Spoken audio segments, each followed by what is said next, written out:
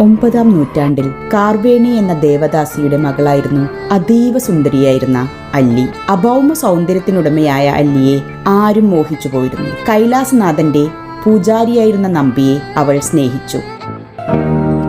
കള്ളിയങ്കാട്ട് പെണ്ണു വളർന്നേ, കണ്ണും മെയ്യുണ്ട് ചേലിൽ തെളിഞ്ഞേ, ചോരച്ചുണ്ടുണ്ട് പാടിത്തെളിഞ്ഞേ, മാരൻ തേടിപ്പോണേ.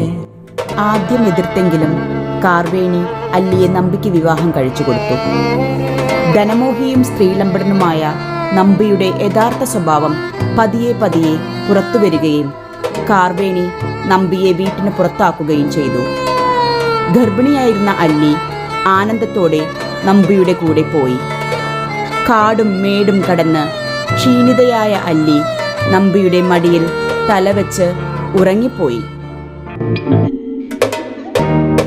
മാരൻ തേറ്റയിൽ പെണ്ണ് വിടഞ്ഞേ, പെണ്ണിൻ ചങ്കെല്ലാം മാരൻ പിളർന്നേ, കള്ളിച്ചെടിയാകെ ചോര പാടർന്നേ, പെണ്ണ് മണ്ണടിഞ്ഞേ.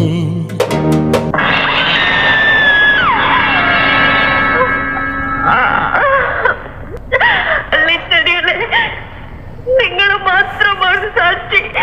കള്ളിച്ചെടി നിങ്ങൾ മാത്രമാണ് സാക്ഷി. അല്ലിയെ തിരഞ്ഞു വന്ന അവളുടെ സഹോദരൻ അമ്പി സഹോദരിയുടെ മൃതദേഹം കണ്ടപ്പോൾ പാറയിൽ തലയിടിച്ച് ആത്മഹത്യ ചെയ്തു.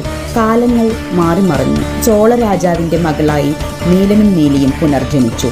രാജ്യത്തിൽ കാണുന്ന ദുർമരണങ്ങൾ പുനർജന്മ സന്തതികളാണെന്ന് ജ്യോതിഷത്തിൽ പറയുകയും അവരെ പഞ്ചവൻ കാട്ടിലേക്ക് നാടുകടത്തുകയും ചെയ്തു. നീലി നാടിന്റെ പേടി സ്വപ്നമായി.